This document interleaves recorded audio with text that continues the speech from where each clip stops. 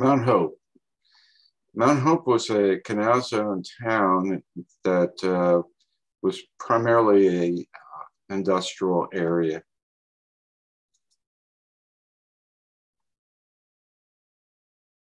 What we're looking at here, and I'll back up a little bit, is the landfill or the dump in Mount Hope. And the reporter here was Daryl Ragland. And he stated when he was a Canal Zone policeman in the 70s, sediment was dumped in the back of the Mount Hope landfill. I drove back there a couple of times when I worked the Rainbow City patrol car, and it looked like a desert with endless white mounds. And again, this is one of the areas that dredging was dumped. And there's an article that it was written by, it was Paul Robertson, and he was published it originally in the Dallas Morning News. And the article mentioned the two Canal Zone police officers who routinely patrolled this area died within 6 months, each from non-Hodgkins lymphoma. So this is your canal out here, and this is the area we're looking at. And this is a current view. As you can see, we still have this white stuff that Daryl said looked like a desert. All right, 1969, same thing. Here's where we're talking about, back in here.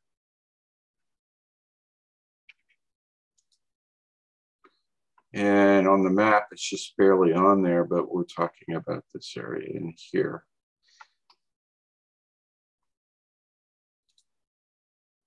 And again, on the dredging map, that's up here, that's number 2, right up in there.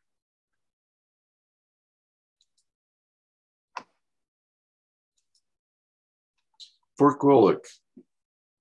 Fort Gulick was constructed and opened in 1941. It was perhaps best known as the home installation of the 8th Special Forces Group, which later became known as 3rd Battalion, 7th Special Forces Group. And they were located there in 1962 until the unit was inactivated. And it was, Fort Gulick was also the location of the School of the Americas.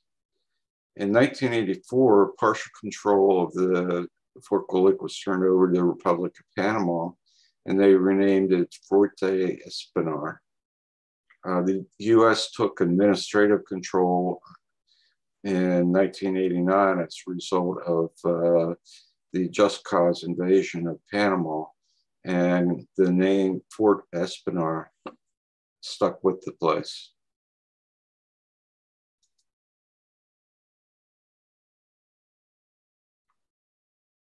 This is an area I reported.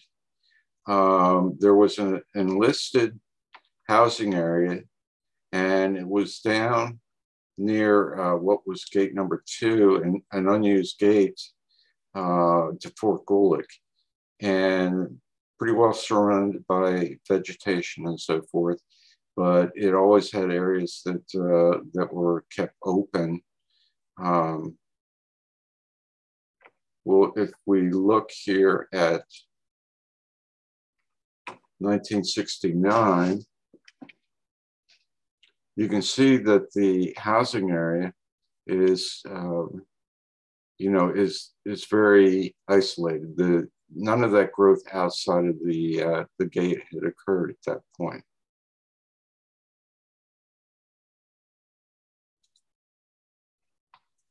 All right, and here's a 1997 map. And again, we can see the housing area here, and the old gate 2 was here. And another map showing Fort Gulick at that point. You can see the housing area back here.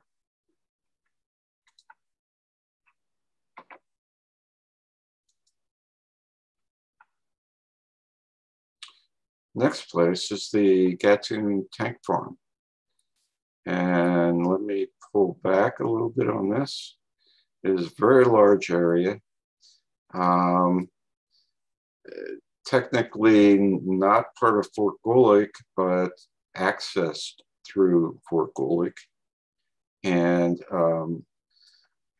it was built in February 1942. The construction began, and it was built under Navy contracts. And it's on a 1,700-acre tract of land.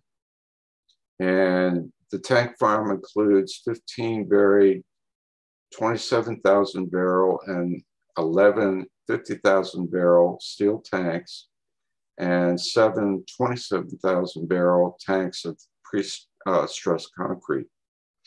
And it was sunk into the ground to provide protection from air attack and so forth. And it was connected to the existing Mount Hope Tank Farm, which was still there, and there are elevated tanks. And it was also connected to Cocosolo. Cocosolo was a naval base, and also to the Cristobal Piers.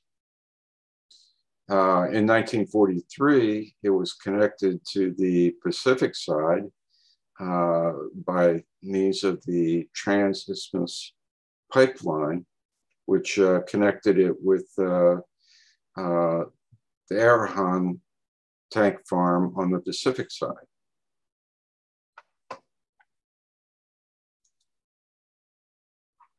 (1969) map.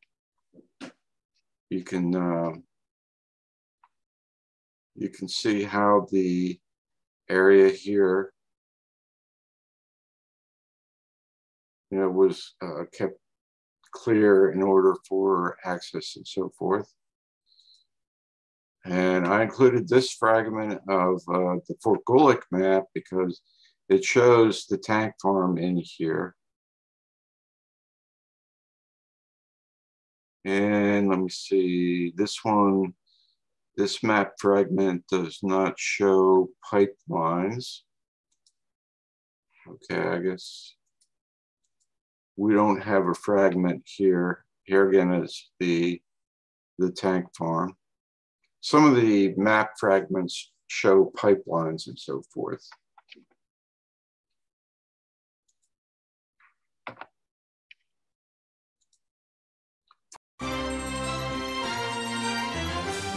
I'd like to thank veteran Richard Wyman for putting together all of this information on possible places to test in the Panama Canal Zone. I'd like you to all come over to the Military Veterans Advocacy and join with us today. We are further than we have ever been before. We have a rulemaking request that's been granted by the VA Secretary. We have an HR 5026 bill for Panama introduced into the Congress, and we could not have done that without the Military Veterans Advocacy and the leadership of Commander John Wells. There's also a ton of information under the Veterans of Panama Canal that we have submitted to the VA Secretary who granted our request. So this information might be able to help you in your claims.